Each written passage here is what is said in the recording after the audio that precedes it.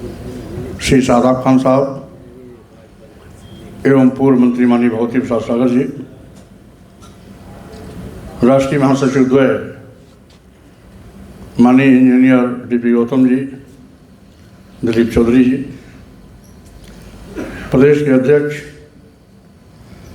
गौरी सुभाष चंद्रारी जी, प्रदेश के महासचिव प्रवक्ता भाई श्री राम जी, मीडिया प्रदेश के महासचिव एवं मीडिया प्रभारी भाई राजेश उर्फ बबलू जी, यहाँ पर हमारे छात्र मोर्चा के राष्ट्रीय अध्यक्ष के रूप में मनोनीत नौजवान साथी जो कार्यक्रम का संचालन भी कर रहे हैं, भाई अनिल राज कुरी जी, इसी के साथ ही साथ युवा मोर्चा के हमारे अन्य छात्र नेता के रूप में उपस्थित भाई ऋषभ कटेरिया जी, आकाश वर्मा जी,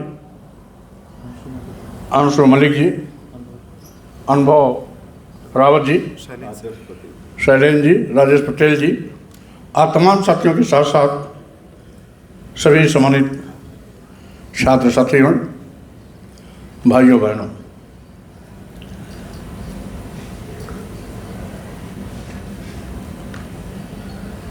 छात्र मोर्चा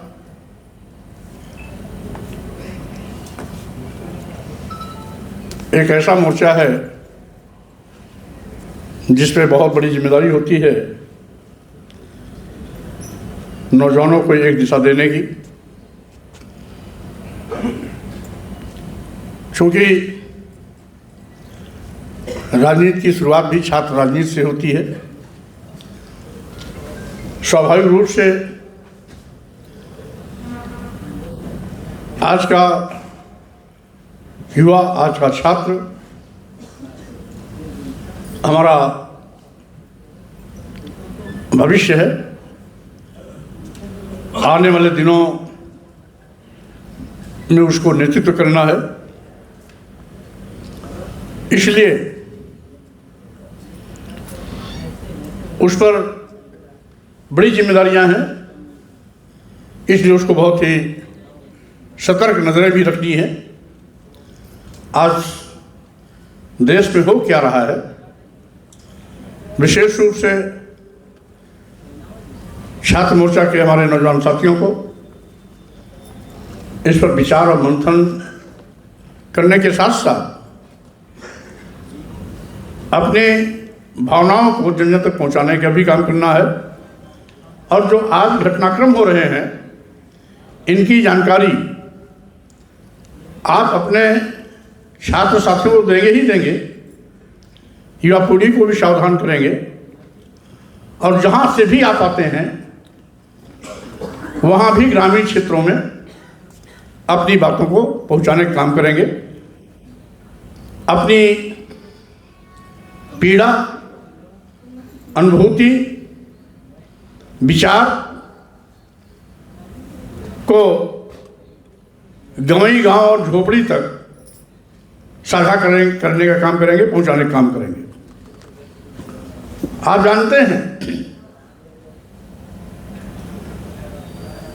जानते हैं कि आज पूरा देश समस्याओं से अटापटा है।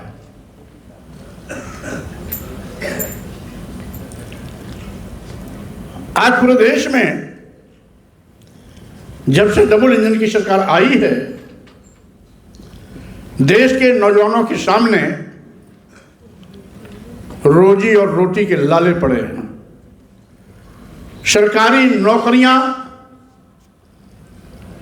खत्म सी हो गई हैं। गाहे बेगाहे साल 2 साल में यदि कोई जगह निकलती भी है, विज्ञापन आता भी है, तो उसकी परीक्षा नकल की भेड़ चढ़ जाती है, कहीं पेपर लीक आउट हो जाता है, यानी आज तक कोई परीक्षा हुई ही नहीं। सारी की सारी परीक्षाएं या तो नकल की भेड़ चढ़ी, या पर्चा लीक आउट हुआ, पेपर टला, जांच बैठी, जांच रिपोर्ट आज तक किसी की आई नहीं, कोई दोषी सजायाफ्ता हुआ नहीं, दोबारा आपके परीक्षा की नौबत ही नहीं आई। आज साजिश के तहत इस देश के नौजवानों को, छात्रों को गरीब और मोहताज बनाने की कोशिश की जा रही है। कैसे? जब आपको सरकारी नौकरी मिलेगी ही नहीं, बड़ी बड़ी डिग्रियां लेकर के आज बहुत से हमारे नौजवान टहल रहे हैं, हमने देखा। हाईली क्वालिफाइड छात्र छात्राएं, graduate, post graduate, BTech, MTech या एमबीए, बीबीए आदि बड़ी बड़ी डिग्रियां लेकर के ददर की ठोकरें खा रहे हैं, रोजी रोटी के लाले पड़े हैं। मजबूरी में कोई चाय की दुकान लगा रहा है, कोई थ्री व्हीलर चला रहा है, कोई छोटा मोटा कारोबार कर रहा है, यानी उनके सामने मजबूरी है तो कोई आउटसोर्सिंग की नौकरी कर रहा है। आउटसोर्सिंग की नौकरी में 10,000, 12,500, 15,000, 18,000 मिलता है। इस महंगाई में 10,000, 15,000, 18,000 वाला क्या खाएगा, क्या बचाएगा? अपने बच्चों को कहां से पढ़ाएगा? अपने माता पिता और बीवी को कपड़ा कहां से लाएगा? बीमार माता पिता की तीमारदारी कहां से करेगा? सरकार के पास का कोई जवाब नहीं। आज देश की सबसे बड़ी समस्या यदि कोई है तो बेरोजगारी। इस बेरोजगारी की चक्की में देश की आने वाली पीढ़ी पिस रही है। पढ़ लिख करके भी आज बेरोजगार होकर टहल रहे हैं। यही नहीं, और यदि भूले बिसरे कभी कोई भर्ती आ ही गई तो उसमें आपके साथ भेदभाव होता है। सामान्य मेरिट से ज्यादा अंक होने के बावजूद भी एससी, एसटी, ओबीसी समाज के लोगों को नॉट फाउंड सुटेबल कहकर के नौकरी से बाहर का रास्ता दिखा दिया जाता है।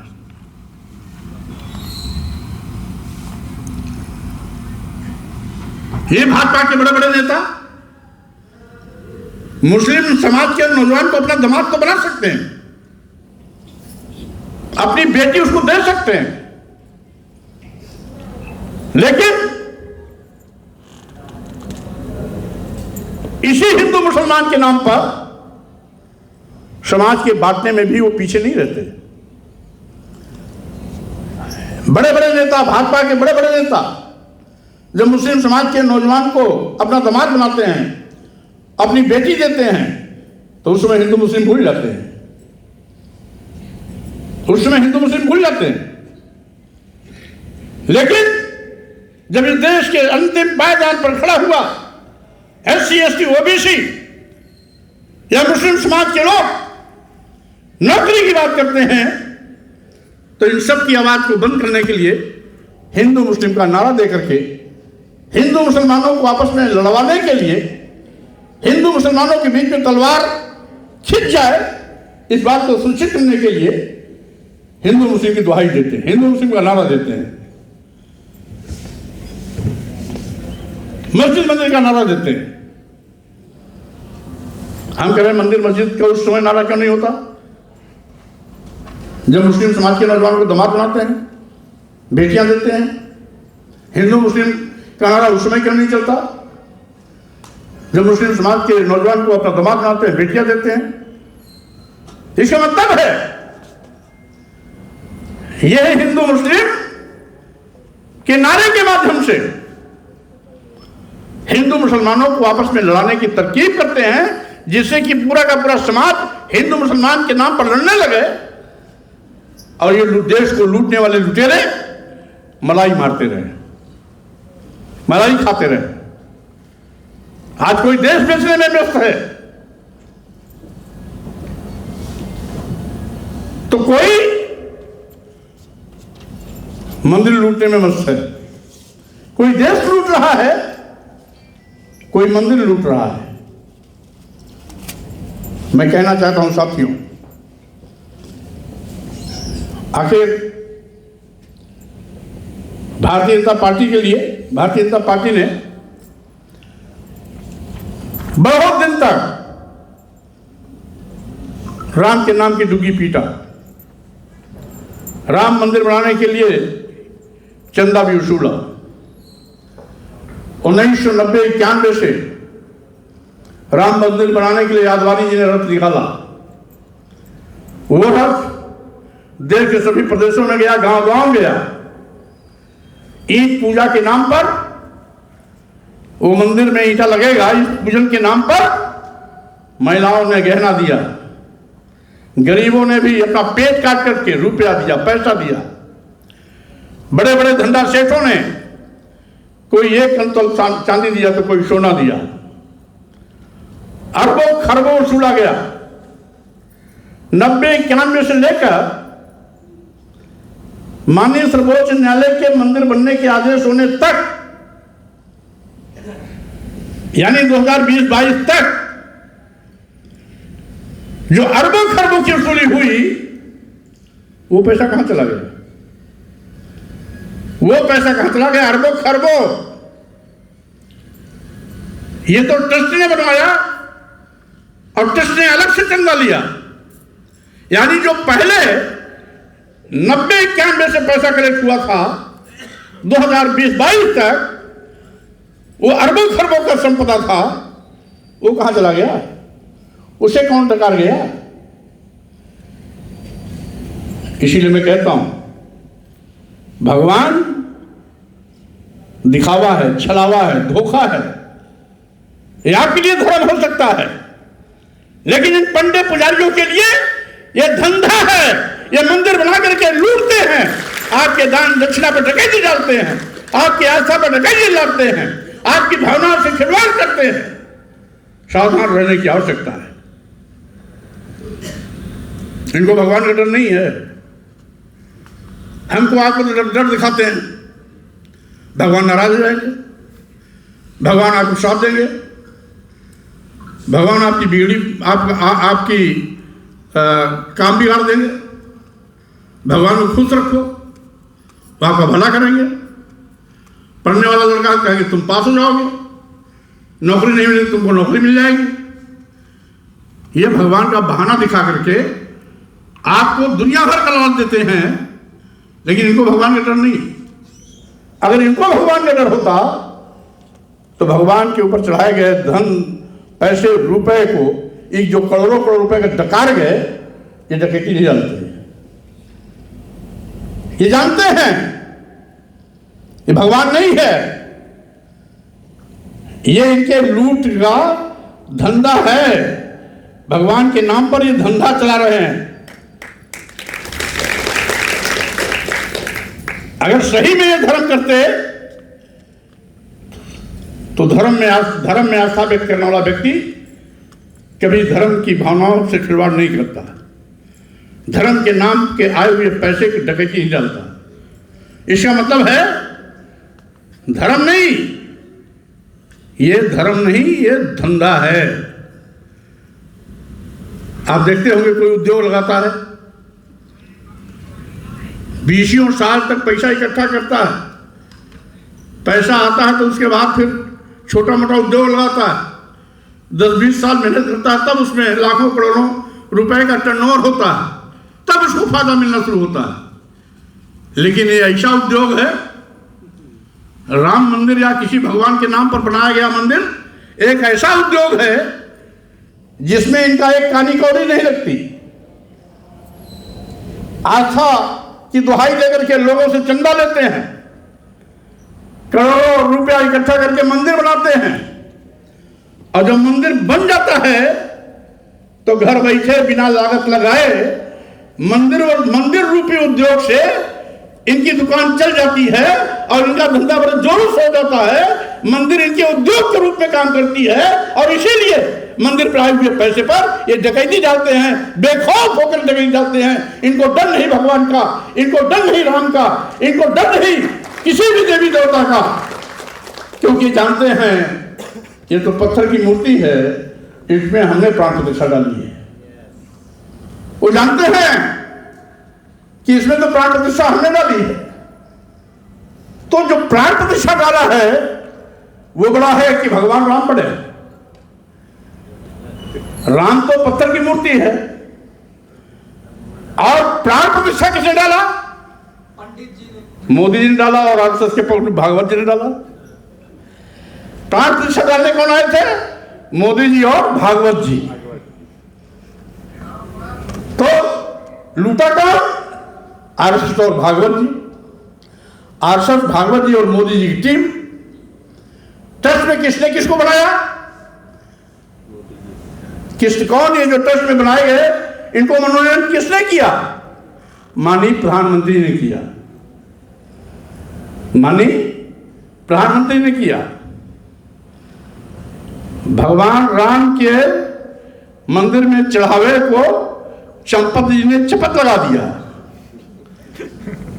और जब देख लिया कि अब मोदी जी फंस सकते हैं, भाजपा फंस सकती है, आरएसएस के प्रमुख मोहन भागवत फंस सकते हैं, तो केंद्र कार्यालय से टेलीफोन आता है कि भाई चंपत जी इस्तीफा दे के चले आओ,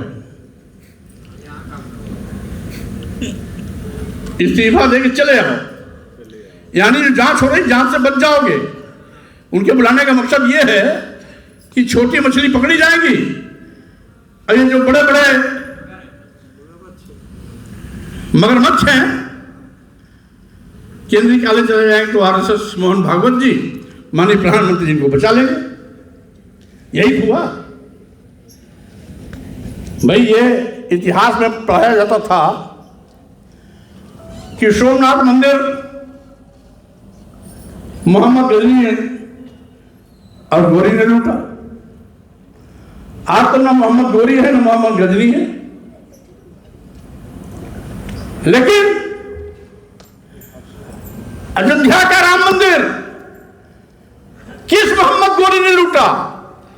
कौन सा मोहम्मद गजनवी ने लूटा?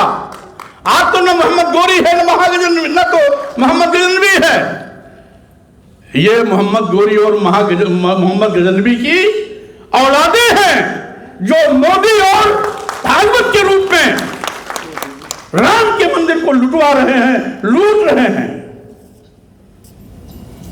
साथियों, हमें आपको तो मुस्लिम का नाम लेकर खतरा करते हैं, खतरा मुस्लिम हिंदू, मुस्लिम हिंदू मुस्लिम, यानी दूरी पैदा करते हैं, अरे तो रिश्ता बनाते हैं। हमको कहेंगे सोमनाथ मंदिर फलाने लूटा, हम कह रहे अयोध्या का राम मंदिर किसने लूटा? अयोध्या का राम मंदिर किसने लूटा? यहां तो ना मोहम्मद गजनवी आए ना मोहम्मद गोरी आए, यहां तो आए मोहन भागवत जी और माननीय मोदी जी के दूत आए, चंपत राय आए, अनिल मिश्रा आए, और कौन कौन आए? 15 लोगों की ट्रस्ट में टीम है।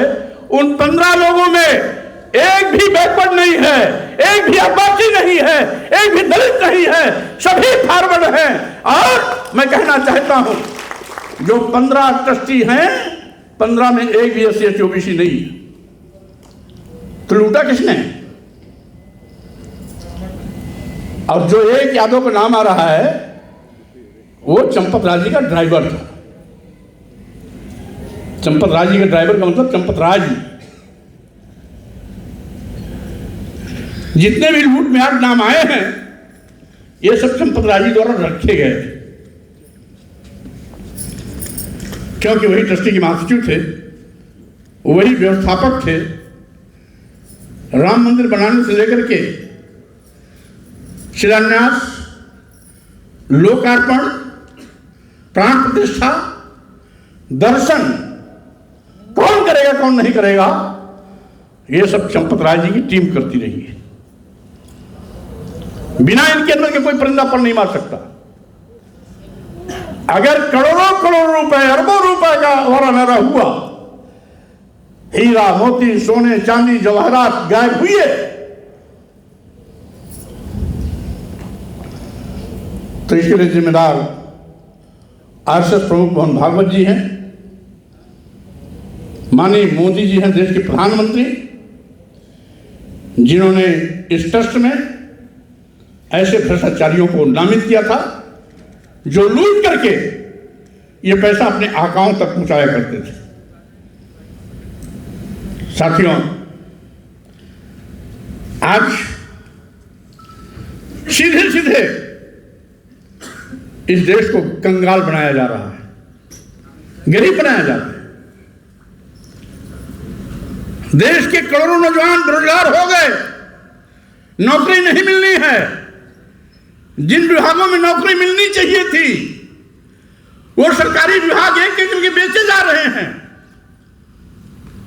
माननीय प्रधानमंत्री जी देश को विश्व गुरु बनाने का सपना दिखाने आए थे। विश्व गुरु बनाने का लॉलीपॉप दे करके आपके आंख में धूल झोंक कर देश को बेच रहे हैं। माननीय मोदी जी जब से प्रधानमंत्री बने, देश के सभी बंदरगाह, एयरपोर्ट, एयर इंडिया, अधिकतम रेलवे स्टेशन, कई दर्जन ट्रेनें, LIC जैसी बड़ी संस्था बेच दिया गया। चिड़िया क्यों तक नहीं की?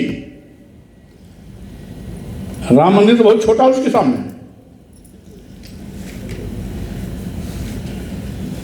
राम मंदिर से आगे बहुत छोटा है। देश के सारे बंदरगाह बेच दिए गए, एयरपोर्ट बेच दिया, एयर इंडिया बेच दिया, सारे रेलवे स्टेशन बेच दिए देश के, LIC जैसी बड़ी संस्था बेच दी। ये सरकारी विभाग थे जिसमें नौजवानों को नौकरियां मिलनी चाहिए, सरकारी नौकरियां मिलती। अरबों खरबों की संपत्ति कौड़ियों के भाव अपने चहेते उद्योगपतियों के हवाले कर दिया।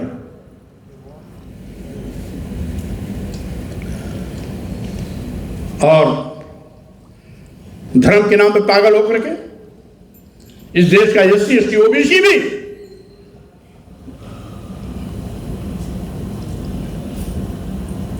इनको सत्ता में बैठाने में बहुत भागीदार रहा है।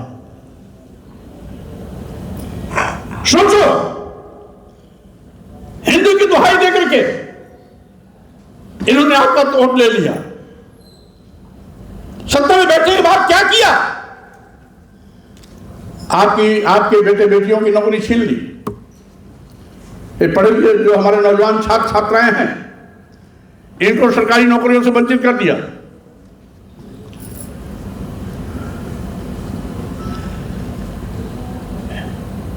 यही नहीं,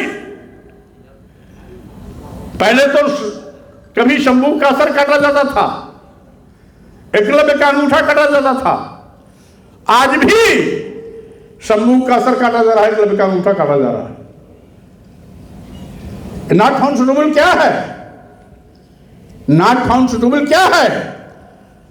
अधिक प्रतिभाशाली होने के बावजूद भी, सामान्य मेरिट से ज्यादा अंक पाने के बावजूद भी नॉट फाउंड सुटेबल वही फार्मूला है जिस फार्मूले पर कभी एकलव्य का अंगूठा काटा गया, जिस फार्मूले पर कभी शंभू का सर काटा गया।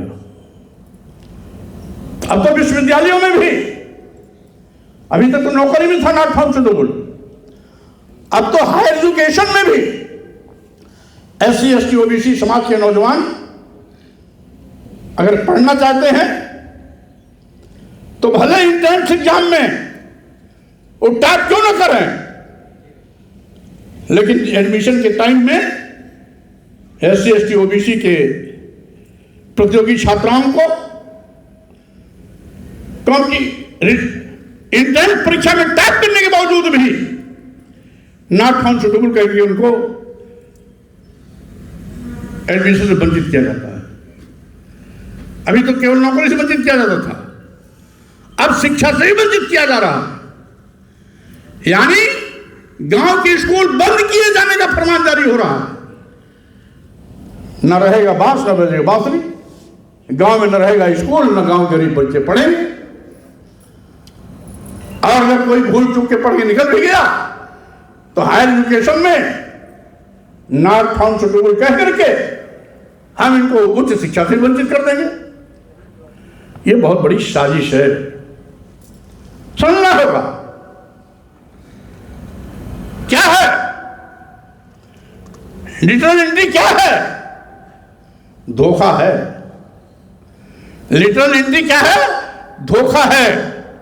कॉलेजियम क्या है? धोखा है। लिटरल एंट्री के नाम पर माननीय प्रधानमंत्री नरेंद्र मोदी जी 340 IAS बनाए। इन 340 IAS में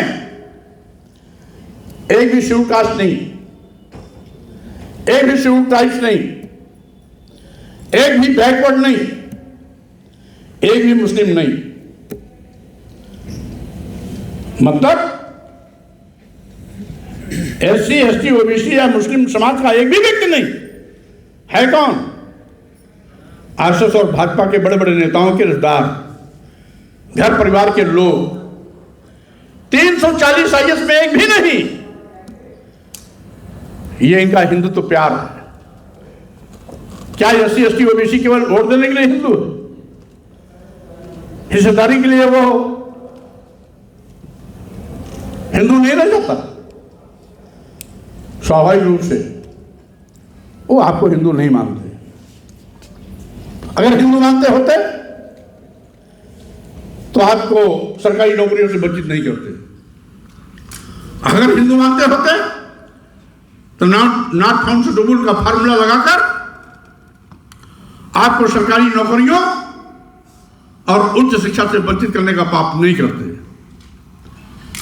अगर आपको हिंदू मानते होते तो लिटरल एंट्री में भी आपकी हिस्सेदारी सुनिश्चित होती है। आगे कॉलेजियम सिस्टम लिटरल, जिस प्रकार से लिटरल एंट्री में इनका मनमाना चलता है माननीय प्रधानमंत्री जी का, वैसे कॉलेजियम सिस्टम में भी जज मनमाने तरीके से नियुक्त किए जाते हैं। जज एक हाथ से कास्ट होगा, एक हाथ बैकवर्ड क्लास, नहीं सारे के सारे फॉरवर्ड। यानी सरकार भी इनकी, कॉलेजियम सिस्टम से IAS भी इनके, लिटरल एंट्री के नाम पर IAS भी इनके, कॉलेजियम से जज भी इनके। कहां जाओगे आप? जिस न्यायपालिका का आपको बड़ा घमंड था कि हम न्यायपालिका में जाएंगे, न्यायपालिका में भी कौन बैठा है? न्यायपालिका में भी 90% जज के पदों पर यही फॉरवर्ड क्लास के लोग बैठे हुए हैं। कैसे आपका भला करेंगे? कभी आपके पक्ष में निर्णय नहीं हो सकता। और बन के हिंदू बन के ठेकेदारी चलाओ, हिंदू के नाम पे पागल होकर के और भाजपा की सरकार बनाओ, एक एक करके आपको बलिया कर देंगे। आपके बेटे बेटियों की नौकरी छीन लिया, शिक्षा छीन रहे हैं, शिक्षा महंगी करके आपको शिक्षा से वंचित कर रहे हैं। पहुंच भी गए तो नॉट फाउंड सुटेबल फार्मूले से आपको वंचित करेंगे। और इसके साथ ही साथ आज न्यायपालिका में भी कोई सिलेक्शन नहीं। जिसको जज की टीम चाहे कि कॉलेजियम में 5 जज होते हैं, वो भर लेंगे अपने परिवार नातेदार को, या आरएसएस का जो सिफारिश आएगा उसको, या प्रधानमंत्री की जिसमें कृपा हो जाएगी उसको। यानी चोर चोर मौसेरे बाजी। सरकार से लेकर न्यायपालिका तक सब एक और विशेष के लोग बैठ रहे हैं। आपको हिस्सेदारी कहां मिलेगी? सम्मान कैसे मिलेगा? स्थान कैसे मिलेगा? ठगों पर डकैती डाली जा रही, इसको रोक कैसे लगेगा?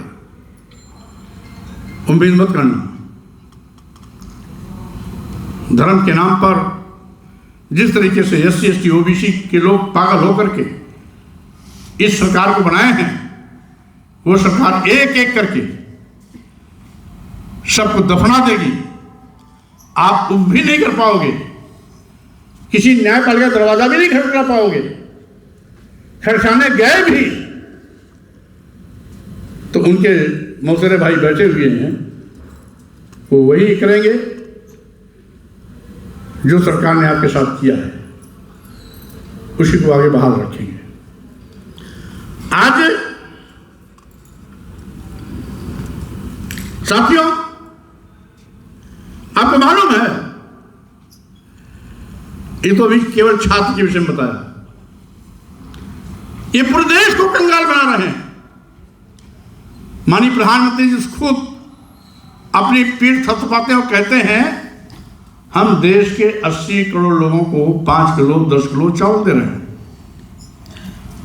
आखिर सोचो, देश के 80 करोड़ परिवार जिनकी जिंदगी 5 किलो 10 किलो चावल पर चल रही है, क्या अपने बेटे बेटी को doctor, engineer, professor, advocate, IAS IPS जज या वैज्ञानिक बनाने का कभी सपना देख पाएगा?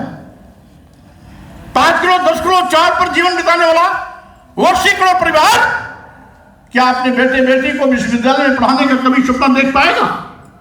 नहीं। इसका मतलब जो 80 करोड़ परिवार 5 किलो 10 किलो चावल पर जीवन बिता रहा है, वो गरीबी, लाचारी, बदहाली के चलते अपने बेटों के भविष्य का सपना भी नहीं देख पाए। आज हो क्या रहा है?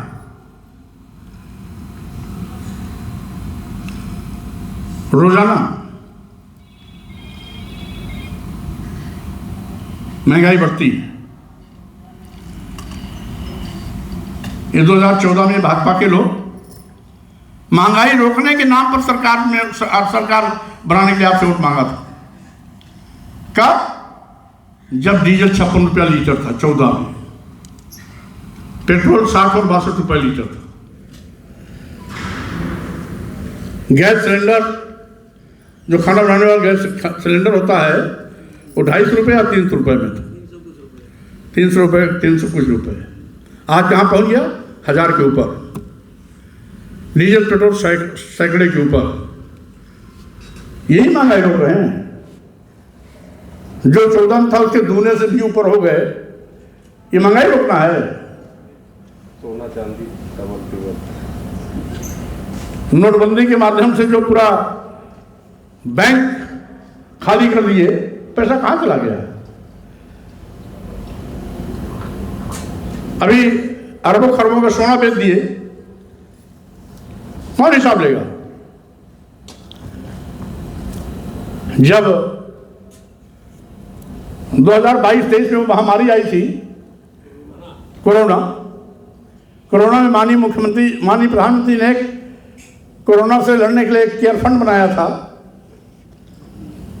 8000 करोड़ से ज्यादा पैसा उसमें है। वो पैसा कहाँ खर्च हो रहा है? कोई हिसाब किताब? कोई है हिसाब किताब मांगने वाला, देने वाला? उससे कानून बना दिया है कि कोई भी उस पर RTI डाल करके सूचना नहीं मांग सकता। ये है गोरख धंधा, ये है लूट का धंधा।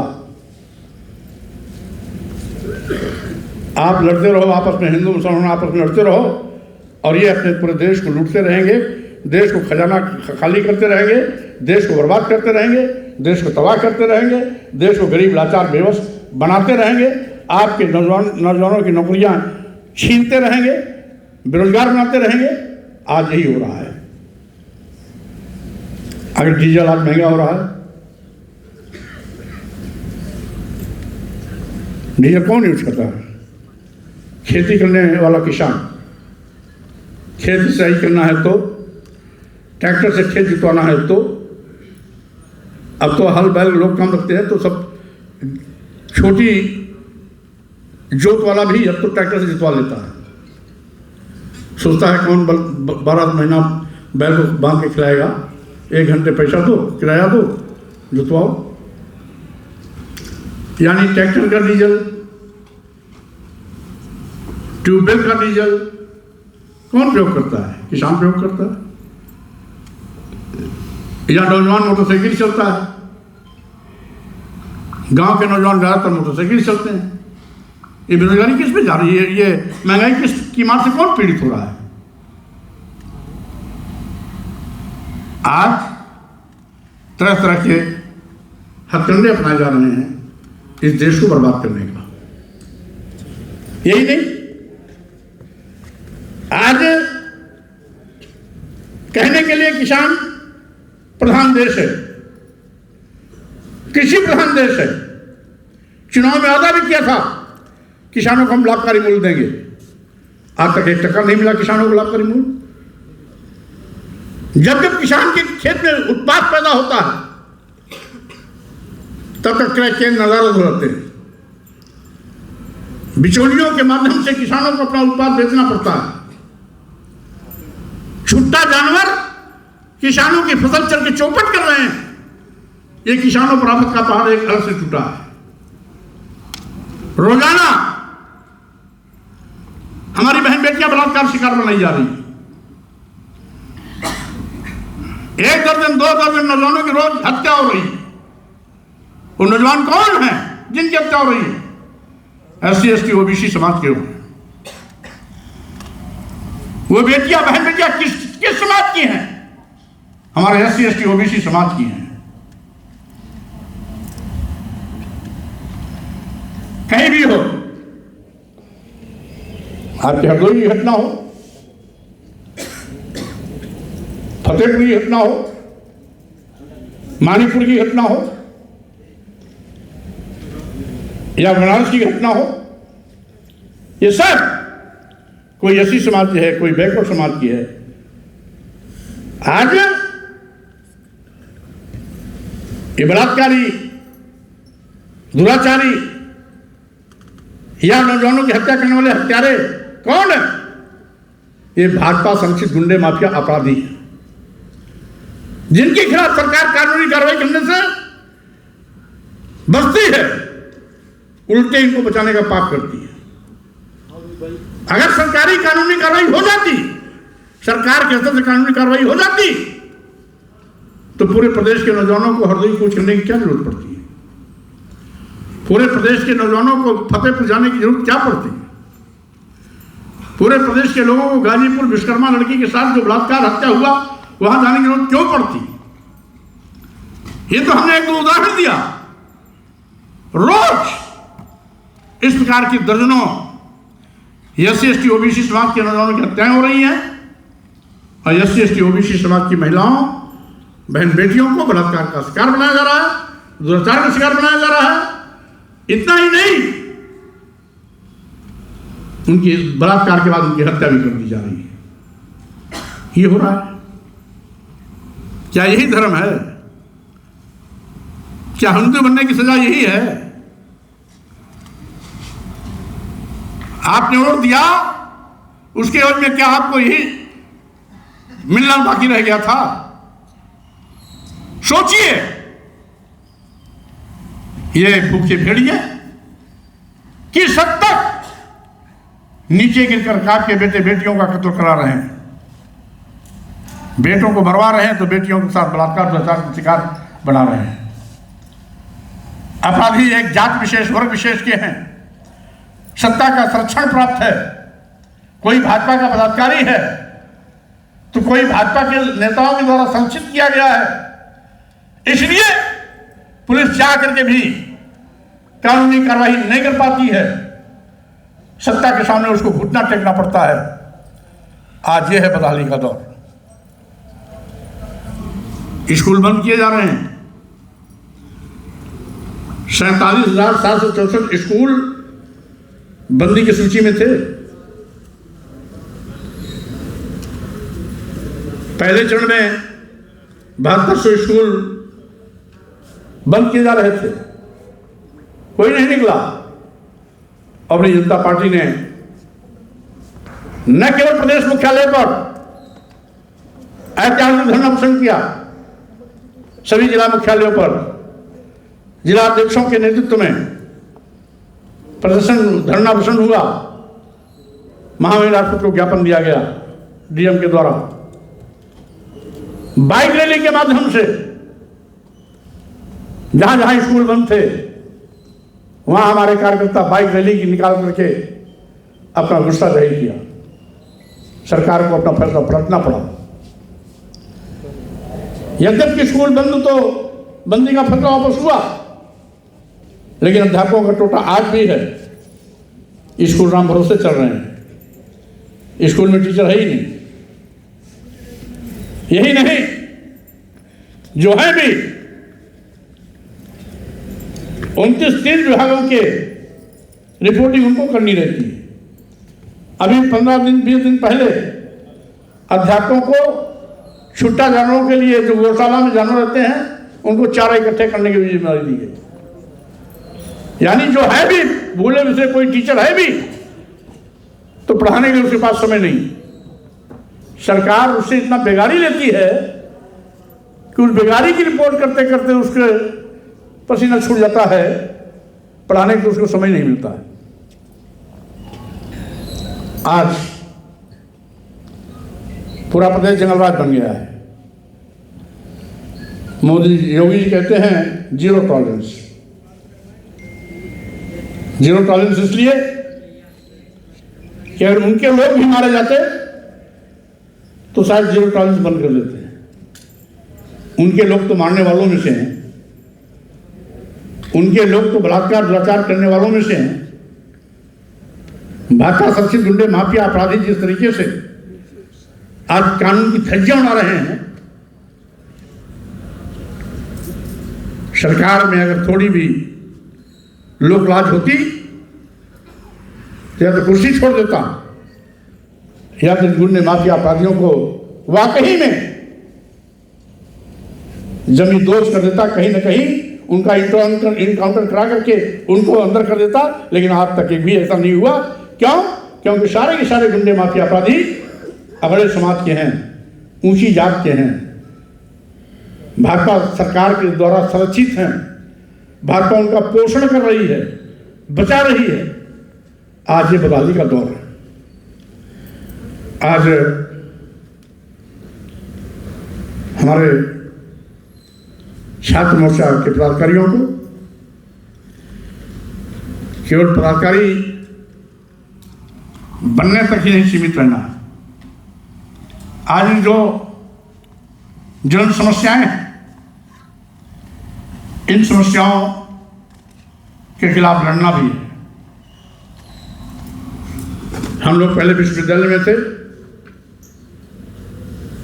छोटी छोटी बात पर धरना प्रदर्शन आंदोलन होता था। अगर चार आने में फीस बढ़ती थी, 25 पैसे भी फीस बढ़ती थी, तो बड़े हुए 25 पैसे के लिए धरना प्रदर्शन पूरे उत्तर प्रदेश में हो जाता था। विश्वविद्यालय सारे एक हो जाते थे। आज तो 500 रुपए से सीधे 5,000 हो जाता है। 400-450 रुपए 4,500 हो जाता है। 5,500, 5,500, 5,500 हो जाता है। अब तो कोई किसी विश्वविद्यालय में कोई छात्र छूतक नहीं करता। हम भी जब विश्वविद्यालय के छात्र थे, अगर 25 पैसा भी बढ़ जाता था तो चाहे इलाहाबाद यूनिवर्सिटी हो, चाहे BHU हो, चाहे लखनऊ यूनिवर्सिटी हो, चाहे आगरा यूनिवर्सिटी हो, कानपुर, सारी यूनिवर्सिटी के छात्र नेता एक हो जाते थे। आज तो विश्वविद्यालय से भी आंदोलन खत्म हो गया है। आज समस्याएं दर समस्याएं हैं, समस्याएं मुंह बाहर खड़ी हुई है, सब इसके बारी बारी शिकार हो रहे हैं। आज सामूहिक रूप से सबको एक होकर के इस निकम्मी सरकार के खिलाफ लड़ने की आवश्यकता है। छात्र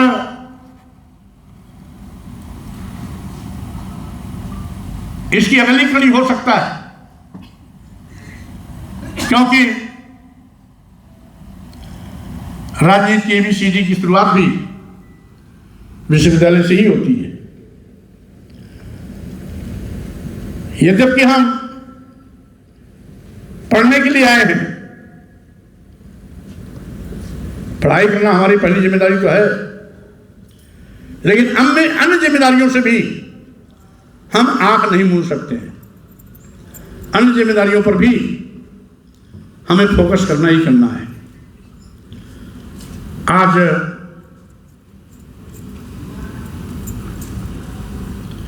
आप जानते हो सरदार भगत सिंह का नाम आपने सुना है। सरदार भगत सिंह युवा थे, देश की आजादी के लिए फांसी करते हुए चूम लिया था, यानी शहीद हो गए थे। उन्होंने क्या कहा जानते हैं? भगवान जो मानता है भगवान है, उससे बड़ा कायर कोई नहीं है। ये सरदार भगत सिंह के वर्जन है। यानी जहां कायरता होती है, बुजदिली होती है, जिनको अपनी ताकत भरोसा नहीं होता है, जहां वो फेल होने लगते हैं, वहां कहते हैं चलिए भाई, राम को जो बता हम करेंगे।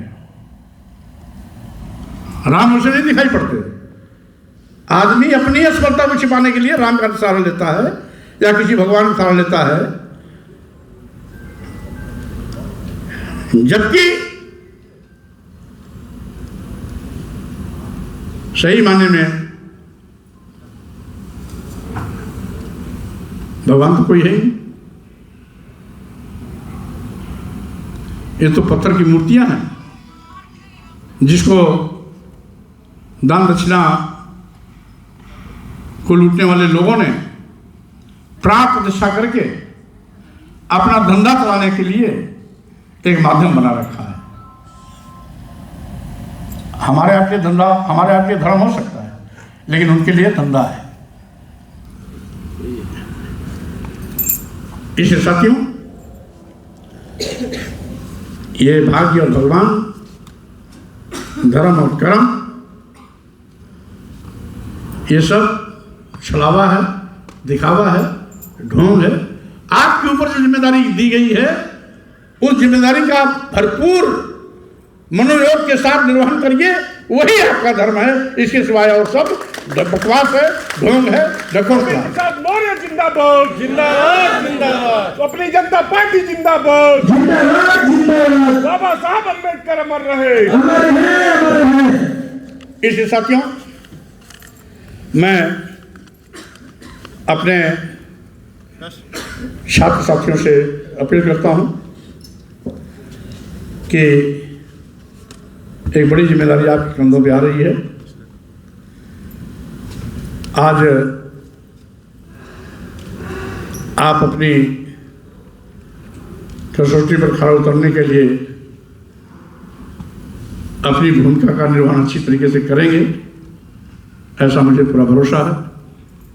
इन परीक्षाओं के साथ हम छात्र मोर्चा के साथियों को बहुत बहुत बधाई देते हैं, शुभकामना देते हैं कि भविष्य में छात्र मोर्चा संघर्षों के माध्यम से अपनी पहचान न केवल उत्तर प्रदेश में बल्कि देश में स्थापित करने में कामयाब हो। इन शुभकामनाओं के साथ मैं अपनी बात को विराम देता हूँ। धन्यवाद। जय भीम, जय भारत, नमो बुद्धाय, जय संविधान।